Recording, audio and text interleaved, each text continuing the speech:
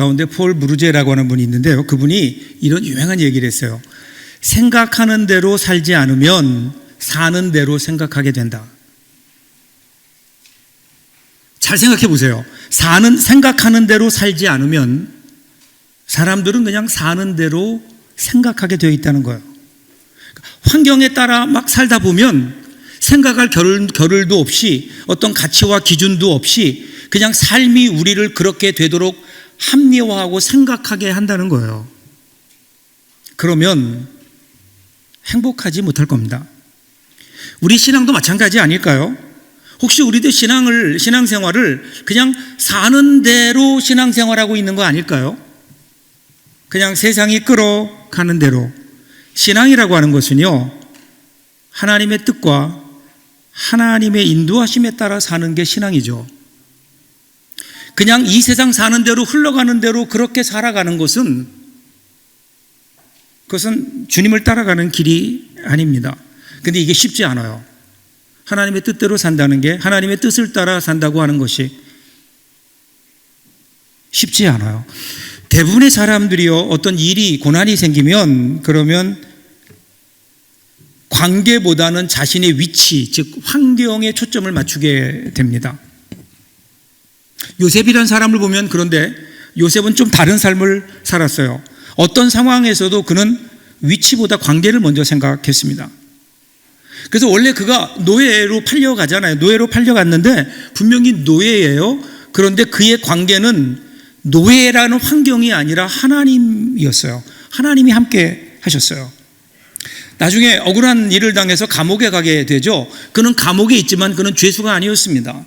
그는 거기에서도 그 감옥이 그의 관심이 아니라 거기서도 하나님이었어요. 하나님과의 관계였습니다. 이것은 나중에 그가요, 이집트의 총리가 되어서도 마찬가지예요. 그에게는 이집트의 총리라고 하는 환경이 중요한 게 아니라 자기를 보내신 하나님, 그 하나님과의 관계를 한 번도 흐트린 적이 없어요. 그래서 요셉은요, 위치 때문에, 환경 때문에 교만하지도 않았고 절망하지도 않았어요. 언제나 하나님과의 관계에서 삶을 살았던 사람, 그러니까 그가 믿음의 사람인 거죠. 창세기 45장 5절 보세요. 당신들이 나를 이곳에 팔았다고 해서 근심하지 마소서, 한탄하지 마소서. 하나님이 생명을 구원하시려고 나를 당신들보다 먼저 보내셨나이다. 분명히 고백하잖아요. 그는 인생의 순간순간을 하나님과의 관계에서 해석하며 살았던 사람.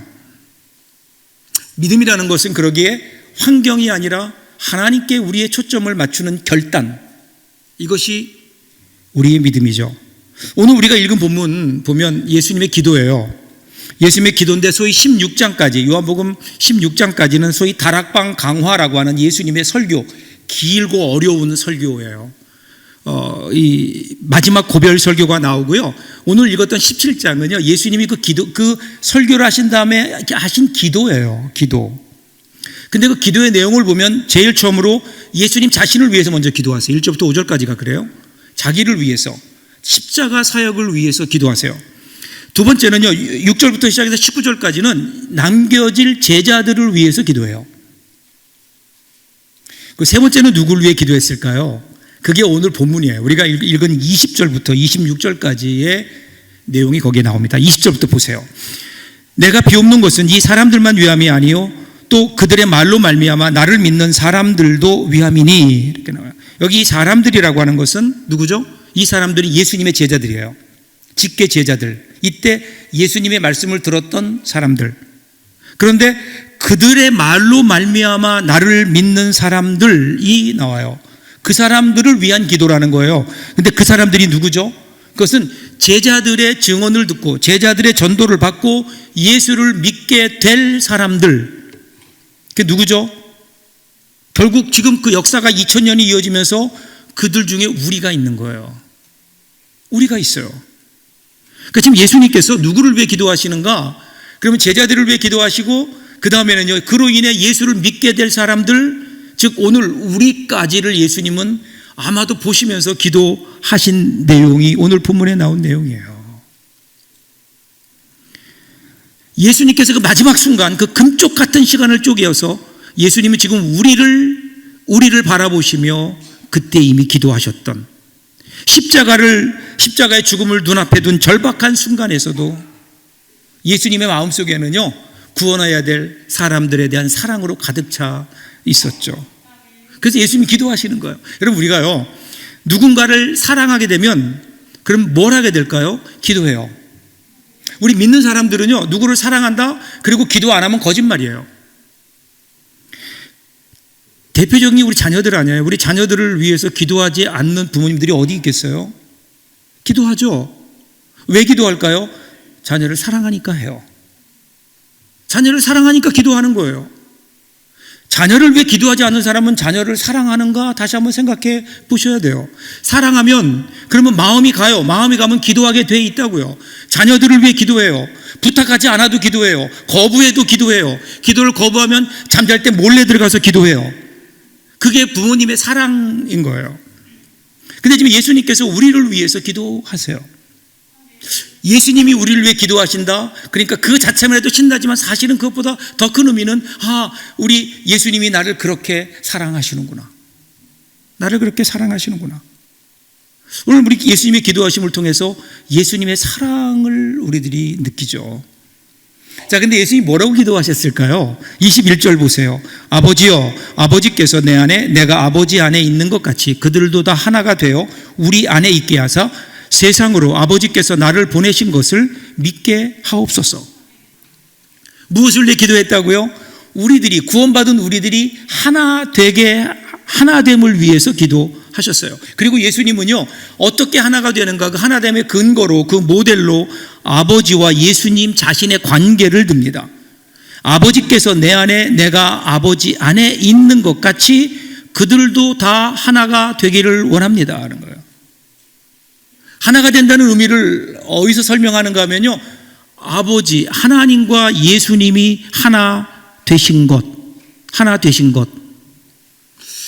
아버지가 내 안에, 내가 아버지 안에. 이게 무슨 말이죠? 지난주에 제가 한번 설명드렸죠? 이게 어떤 의미일까요? 이것은요, 어떤 실존적인 의미보다는 시적인 표현이에요. 만일에 누군가가 그렇게 얘기했다 그래요. 내가 당신 안에 있고 당신이 내 안에 있습니다. 이게 무슨 말일까요? 사랑 고백하는 거예요. 유명한 드라마 대사와 같이 내 안에 너 있다. 이것은 내가 너를 사랑한다라고 하는 의미인 거죠. 그래서 지금 내가 아버지가 내 안에, 내가 아버지 안에, 이 말은요, 사랑을 표현하는 그러한 예수님의 마음이에요. 예수님의 표현인 거예요. 사랑으로 아버지와 아들이 하나가 돼요. 하나님과 예수님이 그 사랑으로 하나가 되는 거예요. 여러분, 기독교는요, 유일신 신앙 그렇게 얘기하죠. 하나님을 믿어요. 다신 종교가 아니잖아요. 그런데 사실은요, 기독교 신앙을 좀 더 정확하게 말하면 삼위일체의 신앙이에요. 삼위일체가 뭐죠? 성부, 성자, 성령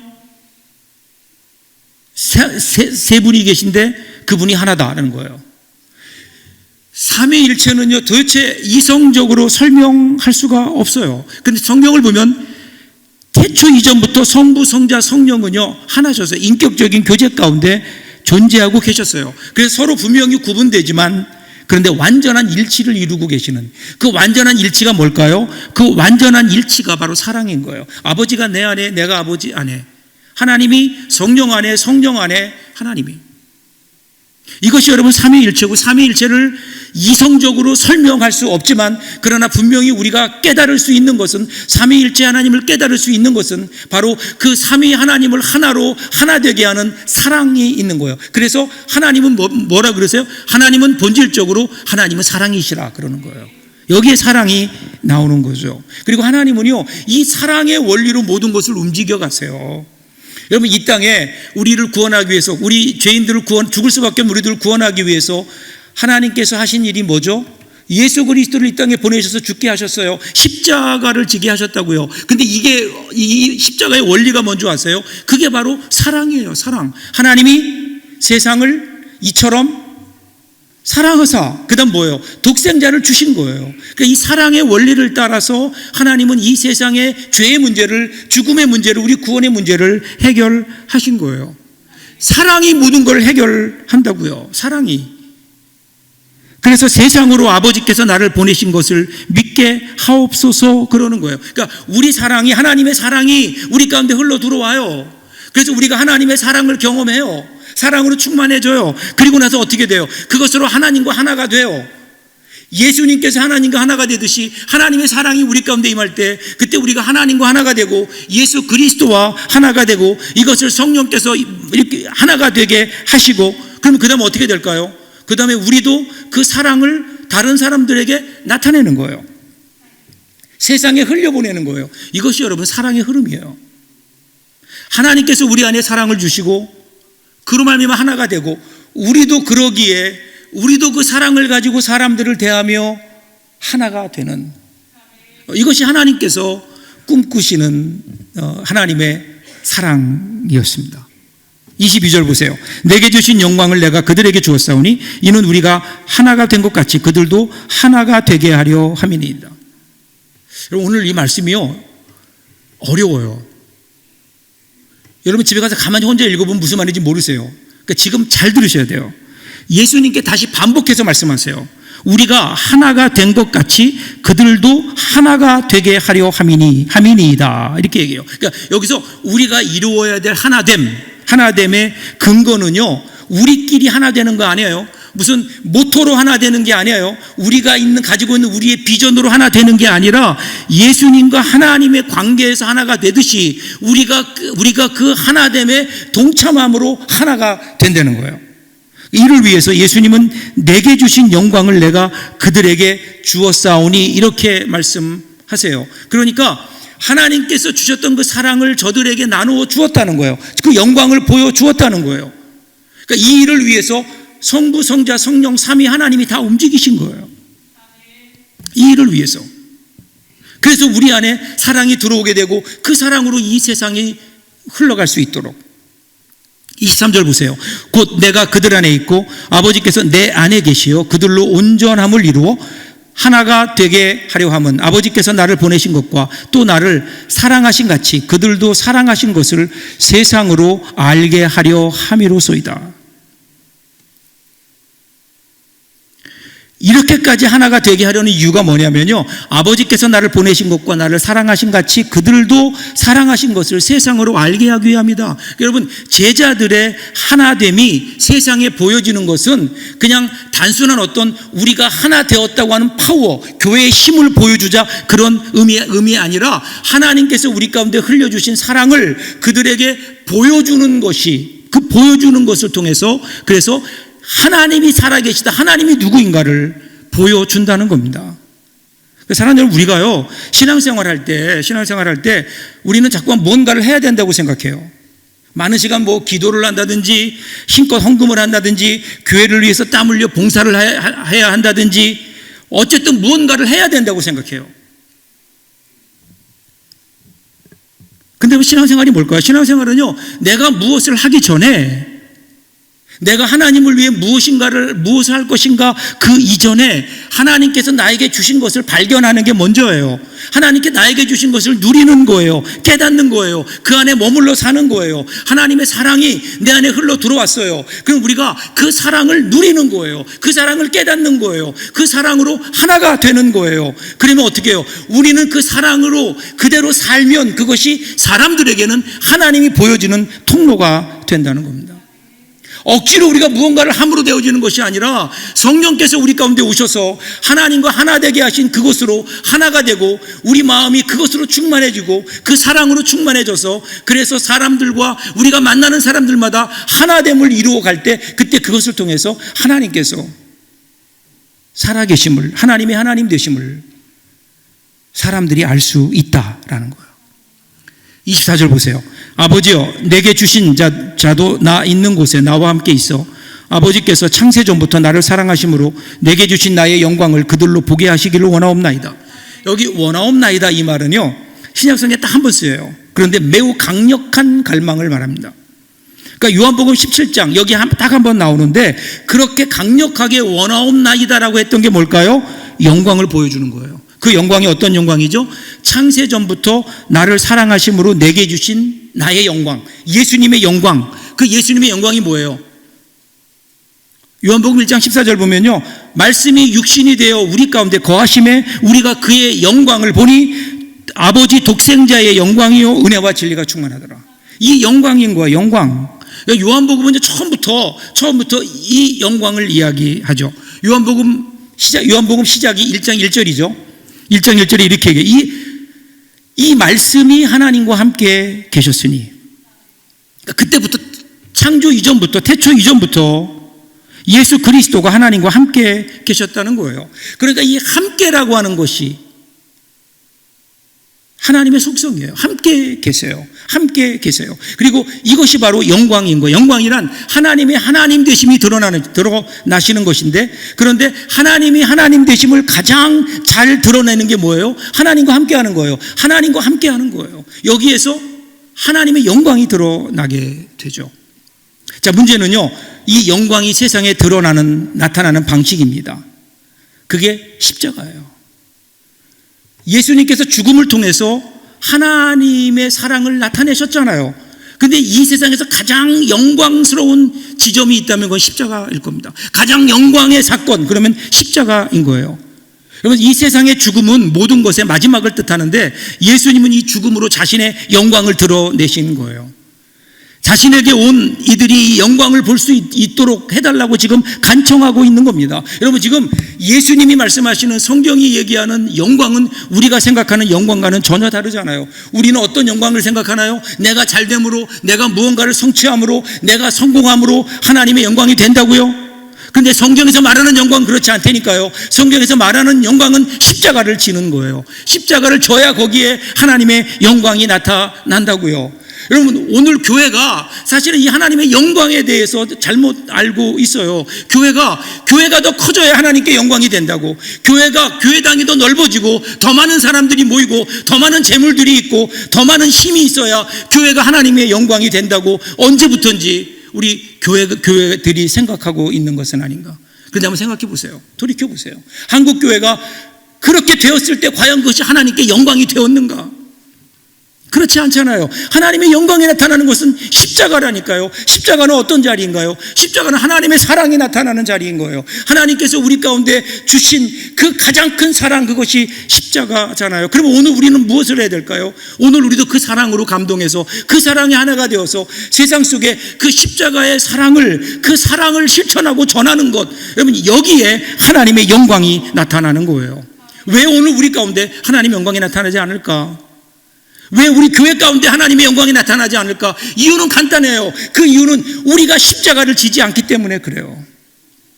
주님이 지셨던 그 십자가, 주님의 사랑으로 점철된 그 십자가를 우리들이 지고 이 세상을 사랑하지 않기 때문에. 여러분, 1956년에 미국 사회를 발칵 뒤집어 놓은 사건이 하나 있었어요.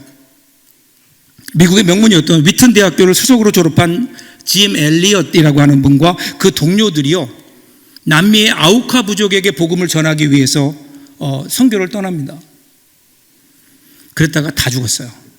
그들에 의해서 몰살당하고 맙니다. 이 사건 때문에 그때 여론이 막 들끓기 시작했어요. 선교에 대한 부정적인 여론. 당시 한 언론이 이렇게 대서특필했습니다. 이 무슨 낭비인가? 여러분, 그도 그럴 것이 이 짐 엘리엇을 비롯한 그 당시에 그 사람들은요, 전도 유망했어요. 그들의 앞날이 있어요. 그 나라를 위한 인재들이었다고요. 왜 그렇게 젊은 사람들이 선교지에 가서 그렇게 허망한 죽음을 당해야 되는가? 이에 대한 책임은 누가 질 것인가? 뭐 이러면서 교회의 선교에 대한 어떤 그 부정적인 여론들이 막 일어나기 시작했어요. 근데 그때 짐 엘리엇의 아내가 있었어요. 그 아내가 기자들과 인터뷰를 하면서 그의 일기장을 보여주었습니다. 일기장에 이렇게 써 있었어요. 영원한 것을 위해 영원하지 못한 것을 버리는 사람을 어리석다고 하지 마십시오. 나는 오래 살기를 원치 않습니다. 오직 주님을 위해 풍성한 삶을 살기를 원합니다.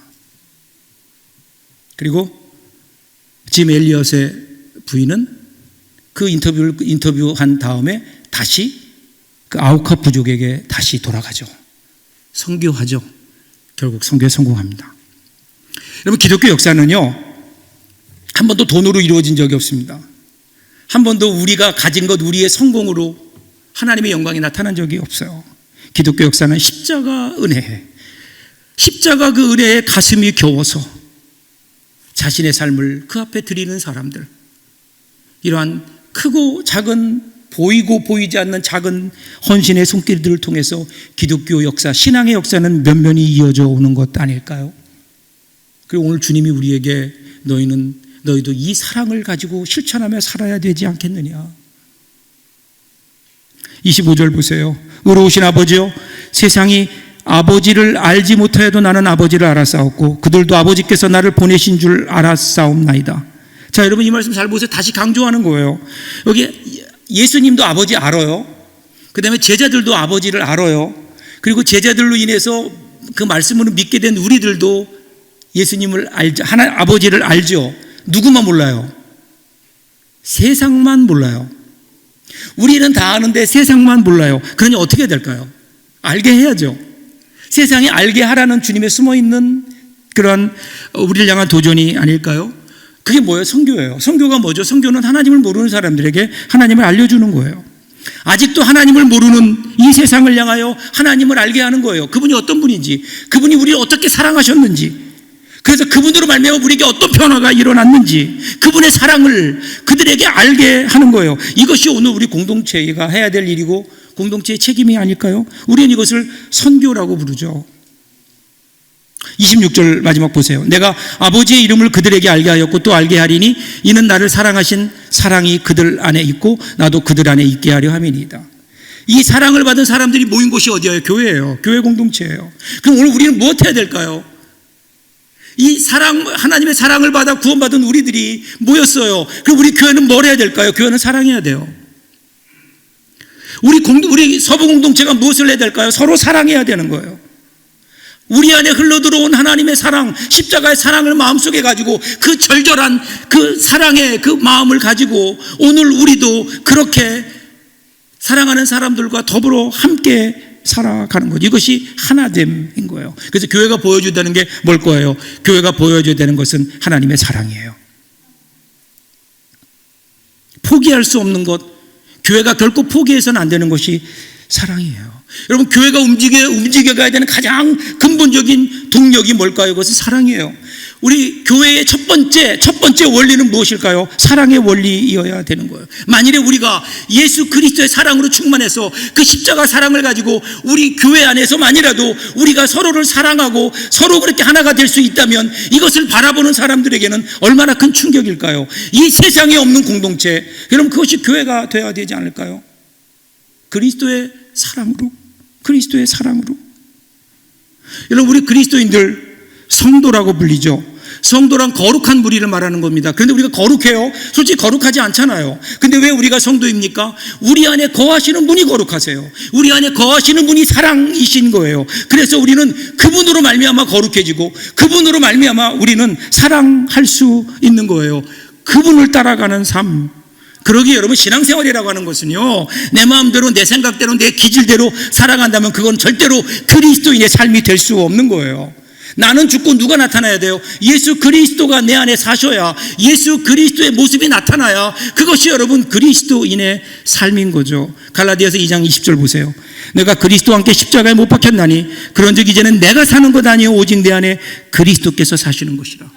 이것이 그리스도인의 삶이라는 거예요. 오늘 저와 여러분이 살아야 되는 삶이 나를 나타내는 것 아니라 내 뜻대로 내 감정대로 살아가는 것 아니라 나는 죽고 내 안에 그리스도께서 살아가시는, 여러분, 이게 얼마나 기가 막힌 일일까요? 지금까지 여러분 내 마음대로 살았잖아요. 여러분 마음대로 살았잖아요. 여러분 감정대로 살았잖아요. 여러분 뜻대로 살았잖아요. 남은 인생만이라도 한번 이제는 내 뜻이 아니라 내 감정이 아니라 나의 마음이 아니라 하나님의 마음이 나타나고 하나님의 뜻이 나타나고 그리고 거기 하나님의 은혜가 나타나고 하나님의 사랑이 나타나는 삶을 살 수 있다면 우리의 남은 삶은 분명히 다르지 않을까요? 사랑하는 여러분, 우리는요, 그런데 스스로 빛을 내는 발광체가 아니에요. 우리 안에 어떤 빛이 있을까요? 여러분 한번 뒤집어 보세요. 솔직히 아무것도 없어요. 내가 낼 만한 빛이 없다고요. 그래서 우리는 고백해야 돼요. 나는 발광체가 아니라 빛이 있어야만 빛을 발할 수 있는 반사체입니다. 우리 안에 사랑이 없어요. 사랑이 있다면 단 하나밖에 없어요. 나를 사랑하는 아주 못된 이기심, 나만을 생각하는. 근데 하나님의 사랑이 우리의 마음을 비출 때, 그때 비로소 우리 가운데는요, 사랑이 뭔가를 알아요. 사랑을 체험해요. 사랑이 무엇인가를 알고 사랑할 수 있는 존재가 되는 거예요. 그래서 우리가 사랑할 수 있어요. 그때 비로소 사랑할 수 있다고요. 우리는 언제나 하나님을 바라보고 그 사랑의 은혜를 우리 마음속에 경험해야 돼요. 그래야 여러분 사랑을 나눌 수 있지 않을까요? 이 사랑 없이 어떻게 우리가 남편이 아내를, 아내가 남편을 정말 하나됨으로 사랑할 수 있을까요? 이 사랑이 없다면. 사무엘상 20장 23절 보세요. 너와 내가 말한 일에 대해서는 여호와께서 나와 너 사이에 영원토록 계시느니라 하니라. 여러분, 다윗과 요나단의 이야기죠. 다윗과 요나단이 정말 하나였어요. 가장 친한 친구였어요. 그런데 그들 사이에 만약 하나님이 안 계셨더라면 그들이 어떻게 되었을까? 왜 그런가 하면 요나단은요, 왕자로서 공식적인 차기 왕이에요. 다음번 대권 주자예요. 다윗은요, 하나님이 기름 부으신 다 차기 왕이에요. 이 두 사람은 같은 목표를 가지고 있잖아요. 서로 그것이 상충되는 거예요. 하나가 될 수 없어요. 그럼에도 불구하고 이들이 하나가 되고 서로를 사랑할 수 있었던 이유는 그들 사이에 하나님이 계셨다라는 거예요. 하나님이 계셨다. 여러분, 사람과 사람 사이에 하나님이 계셔야 되는 거예요. 그때 그 관계는 달라집니다. 하나님이 그 가운데 계실 때 그 두 사람은 서로를 바라보는 게 아니라 하나님을 통해서 서로를 바라보게 되는 거예요. 이것이 너와 나 사이에 있는 거룩한 삼각관계인 거예요. 하나님과 나와 너, 거룩한 삼각관계. 그렇게 될 때 여러분, 남편과 아내 사이에 하나님이 계실 때 그때 비로소 남편과 아내는 하나가 되고 사랑할 수 있지 않을까요? 부모와 자녀 사이에 하나님이 계실 때 진정한 의미의 하나가 되고 사랑할 수 있지 않을까요? 우리 성도들이 너와 나 사이에 하나님이 계실 때 그 하나님을 통해서 우리는 하나가 될 수 있지 않겠냐 이거예요. 여러분과 나 사이에 하나님이 계실 때 그때 가장 아름다운 맞물림, 아름다운 관계가 되는 겁니다. 사랑하는 여러분, 그렇다면 오늘 우리가 해야 될 일은 딱 하나예요. 그분을 모시는 거예요. 내 마음속에도 물론 모셔요. 그러나 내가 사랑하는 사람들과 그 사이에, 우리 사이에 하나님을 모셔보는 거예요. 우리 서부 공동체 안에 여러분이 앉아있는 그 옆자리 그 옆에 바로 하나님을 한번 모셔보는 거예요. 그래서 그 하나님을 통해서 바라보는 거예요. 하나님의 사랑으로 사랑하는 거예요. 하나님의 은혜로 우리가 함께 하는 거예요. 그러면 우리 삶이 달라지지 않을까요? 나 혼자서는 경험할 수 없었던 새로운 사랑의 세계가, 새로운 은혜의 세계가 하나님이 우리 가운데 계심으로 열려질 수 있는데, 오늘 여러분 하나님 앞에 한번 그렇게 우리가 간구해 보면 어떨까요? 하나님, 우리 사이에 오시옵소서. 내가 사랑하는 사람들 그 사이에 오시옵소서. 그래서 우리는 그 하나님을 통해서 서로를 바라보는 거예요. 하나가 되는 거예요. 오늘 이 귀한 은혜가 우리를 구원하시기 위해서 나귀 새끼를 타고 들어오시는 종려 주일에 이 주님의 그 모습을 기억하며 십자가의 사랑을 기억하며 우리도 그 사랑을 실천하며 하나가 되는 사랑하는 저와 여러분 될 수 있기를 주님의 이름으로 축복합니다. 기도하겠습니다.